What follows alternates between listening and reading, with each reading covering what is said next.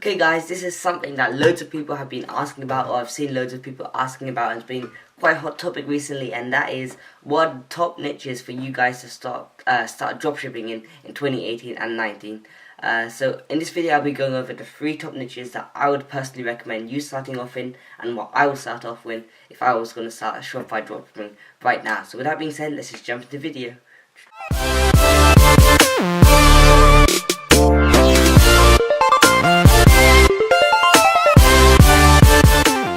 Okay guys, so what are the top 3 niches for you to start Shopify dropshipping in 2019? Let's just jump right into it.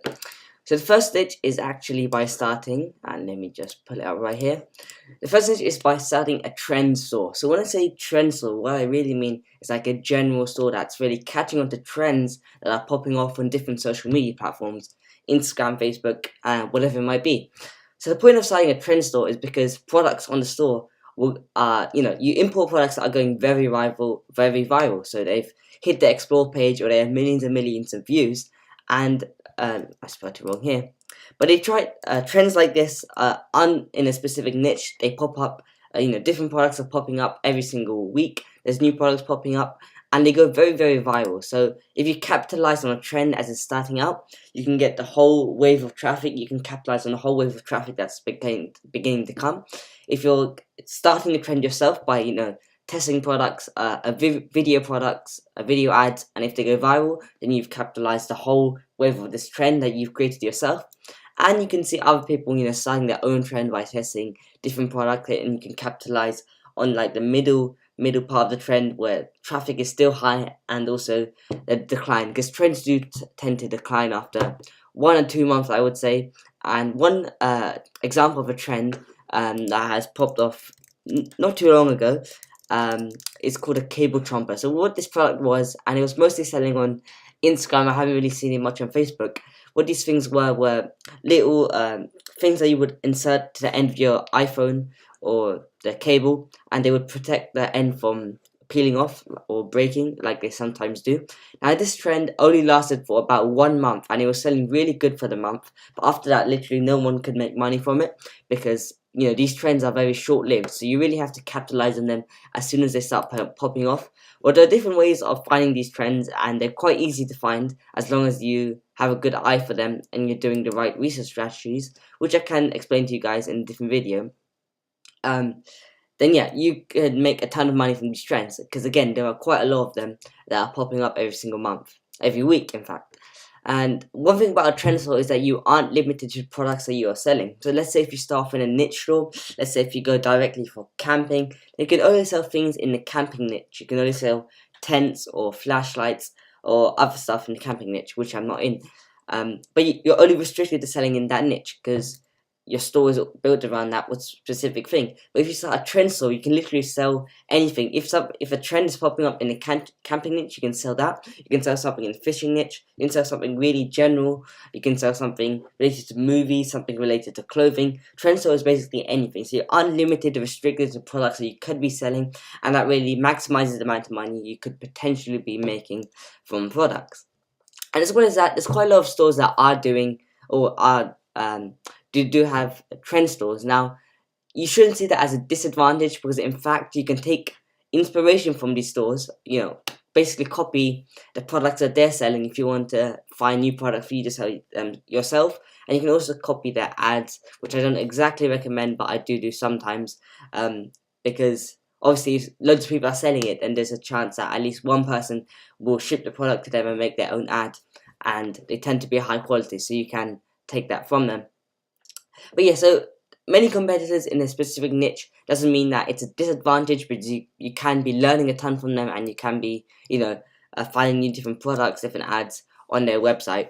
So yeah, that's another good thing about trend store. Let's say if you're having a camping niche store, there's not really many of them. There are obviously quite a few, but it will take a longer time to find ads for specific products, because maybe no one has started selling it yet, and they don't have a video ad created, and then you have to go for an image ad, which isn't exactly the most high quality. And even if it is an image ad, the AliExpress supplies sometimes tend to take images from Shopify dropshipping stores.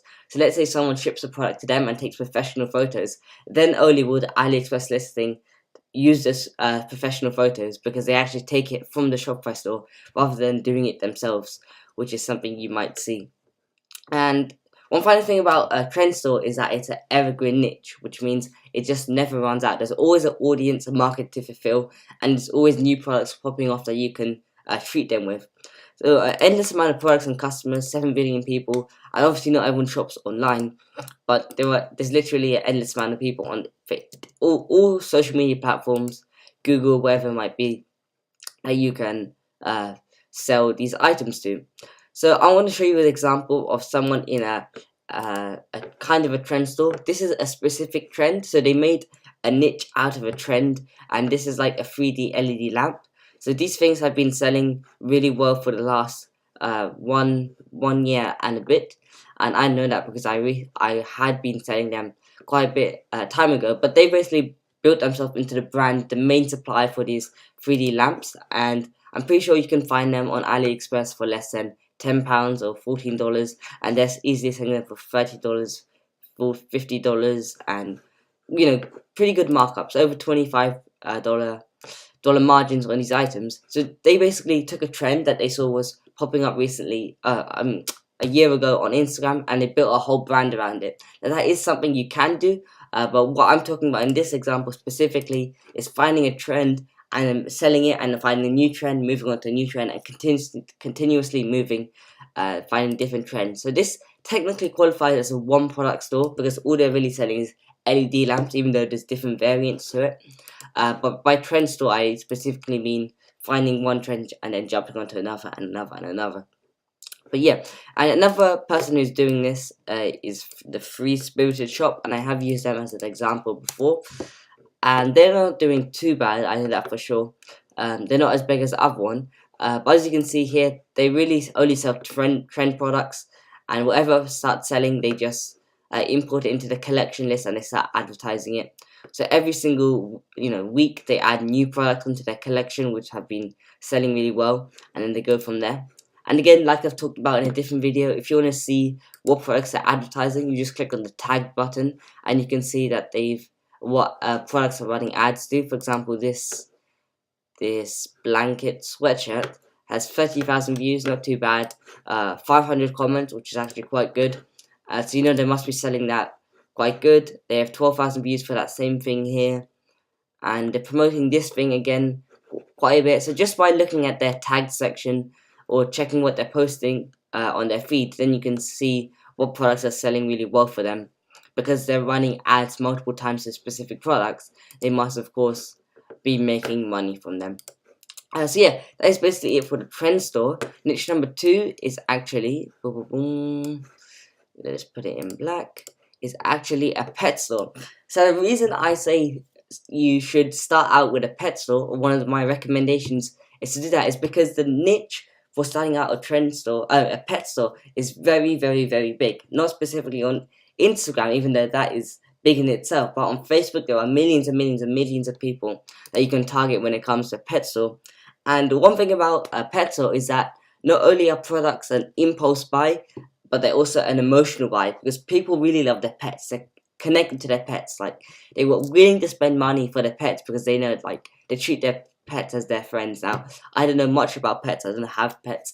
I'm not particularly fond of it, but I do know people who have pets and they really, really love their pets and they're willing to spend money for them.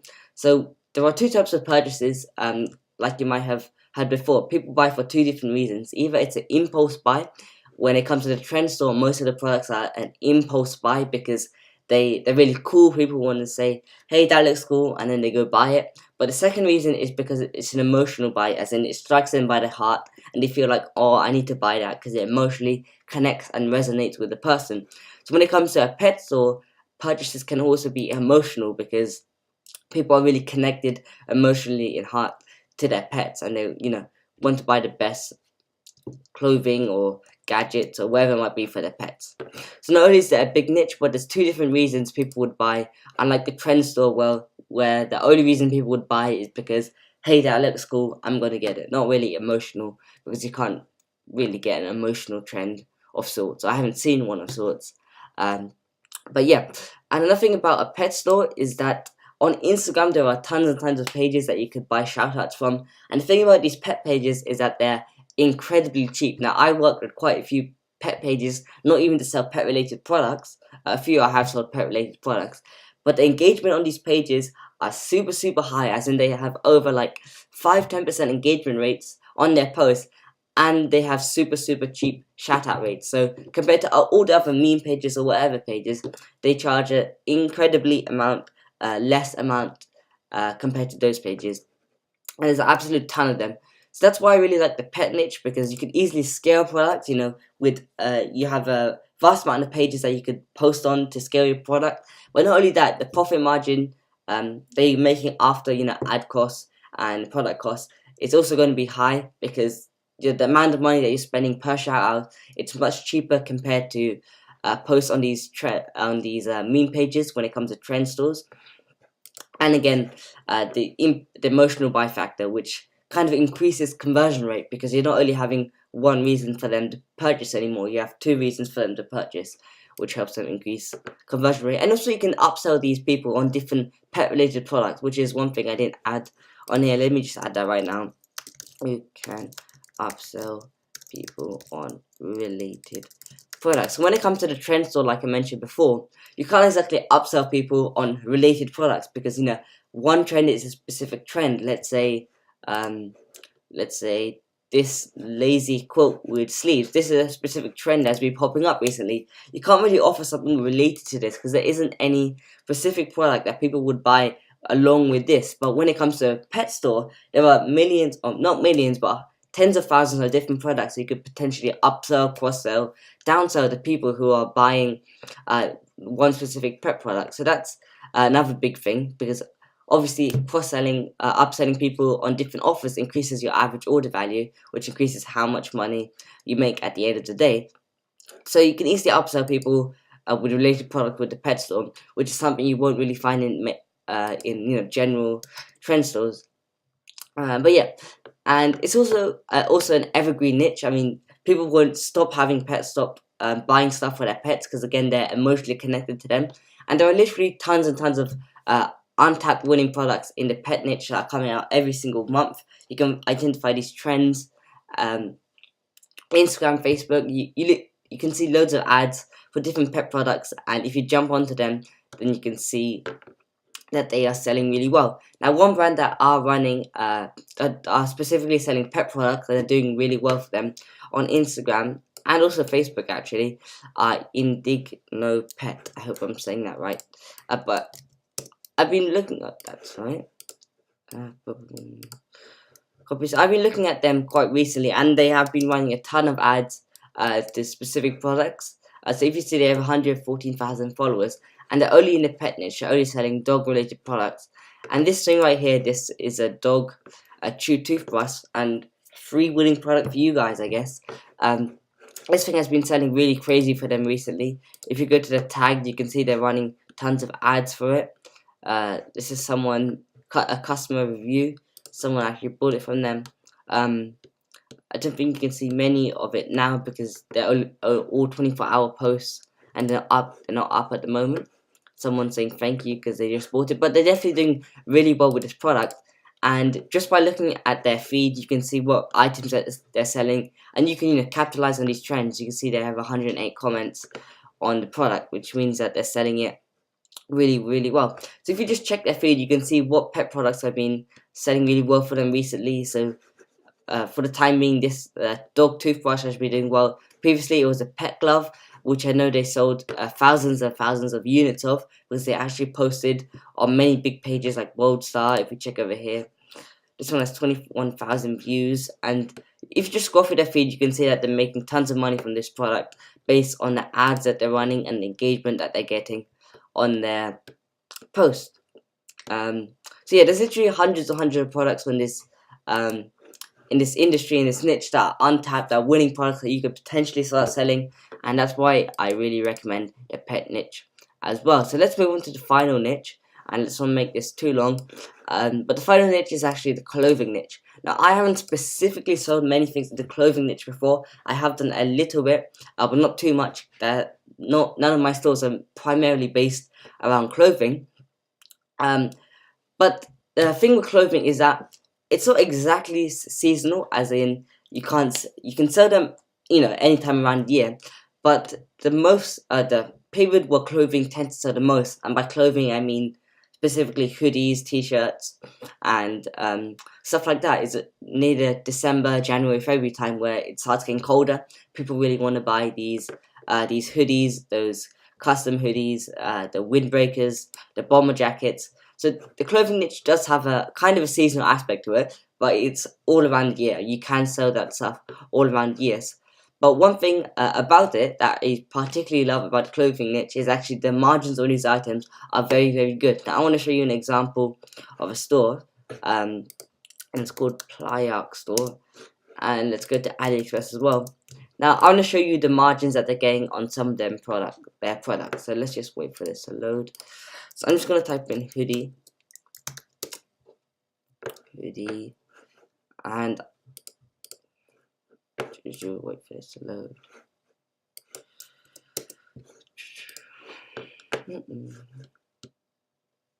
And it's this one.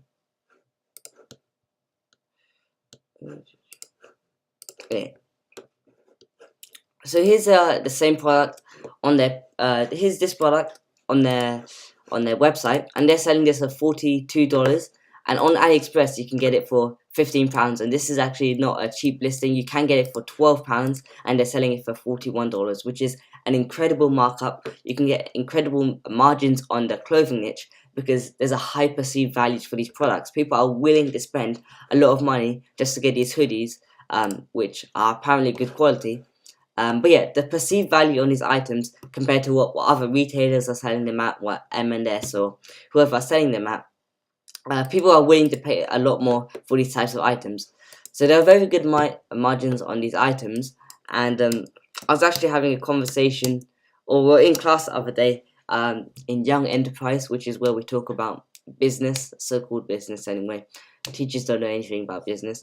But we're talking about, in the world of retail, how much people would mark up their items for. So someone was saying, a teacher was saying actually, if you get an item for £3 in the world of retail, you should sell it for £4.75.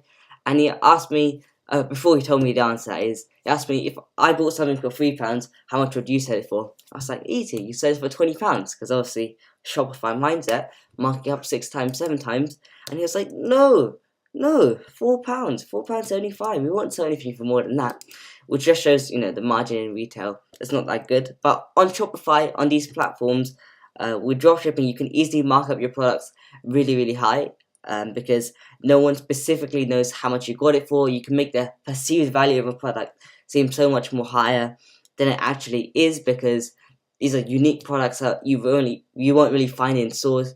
So that's why people are willing to pay more for them. But especially if you market them in a correct way, and you make your products feel unique, feel special to the person who's buying it, then they're willing to pay more for that specific item. So again, for clothing, there are very good items on margins on most items. But yeah, I'm show you another example. And again, there are trends inside the clothing niche. I mean, I know when Trump was voted president, there were loads of people selling, political Trump hoodies and different print-on-demand products. And there are, when this rapper, I'm not sure of his name, I think his name was XXX something. When he died or passed away, people were selling hoodies with his name on it. And there are loads of trends that pop up inside the print-on-demand clothing niche, and that you could potentially make a ton of money from, but they are short-lived because you don't really make money from them across a long time. But yeah, if you can see over here, these guys are selling a fully print-on-demand store. The other one was a dropshipping store, but they have really impressive margins on their stuff. You can see they sell shoes for $60. I'm pretty sure on the print-on-demand app, I don't know what it's called, but you can get this for $30-something. Hoodies are selling for $44, $54, more than the other store, and again, you can get it for £15, £10, and the socks are selling for $20. So again, there's quite good margins on it, and I know this store is doing quite good. They do quite a bit of volume on their store. But yeah. So another thing about the clothing store, and this is the final thing before I wrap things up, is that everyone could be your potential customer. So unlike pet stores, unlike the trend stores, where you're really limited to people who are interested in this specific trend, or pet stores, you can only really sell to pet owners. In the clothing niche, you can really sell to anyone, because guess what? Everyone is wearing clothing, and everyone has the ability to buy clothing. Everyone has the interest of buying clothing, because everyone just buys clothing. So you can't really sell to everyone, and there's basically every Instagram page can be tailored, suited for this product, because anyone can buy it. So even if it's, let's say, a dog page, maybe you're not selling, some random hoodie. You can sell a dog hoodie, but it's related. It's in the clothing niche. You can really sell on any Instagram page. You can sell something that is clothing related. Well, like when it comes to trend stores, you can't exactly sell, your trendy item on any page you want, because it's not maybe tailored to the audience. But on with clothing, anything, if you make a custom product, you can tailor it to any single Instagram page there is. So you can virtually sell anywhere with clothing. You can sell on any platform, because everyone is your potential customer. And again, you can upsell people on clothing very easily, because generally what niche inside of clothing they're interested in, and what related products that they might be interested in as well. So guys, I hope you did enjoy that video. So that's just quickly a quick run through of the top 3 niches that I would recommend you guys to start Shopify dropshipping in, if you were to start a new store in 2018 or 19. That is whether if you're a beginner or you're looking to start a new store. These are my top 3 niches that I would recommend you guys to get started in, and 2 or 3 of which I'm actually selling in right now. I have stores for as well. But yeah guys, I hope you did enjoy the video. Make sure to drop a like down below if you did enjoy, and I think we're going to jump into real person mode to wrap this one up. So guys, again, I hope you did enjoy that, another awesome video, and if you have any questions, make sure to drop them down in the comment section down below, and hit me up on Instagram and follow me there at alex_1, and I'll reply to you in your DMs as well there if needed. So again guys, this is just my pick on the top 3 niches that I would personally look into starting out in if I was going to start Shopify dropshipping again, or if I was to start a new store in 2018 towards this December season, if I was to capitalize on trends or sales coming in, the high rush season coming in at around now. So guys, again, with that being said, make sure to drop a like in the video down below. If you did enjoy the video, make sure to subscribe to my channel, because we're again posting awesome content like this every single day now, and you really do not want to miss this awesome content, late night content, because that's when I work the best.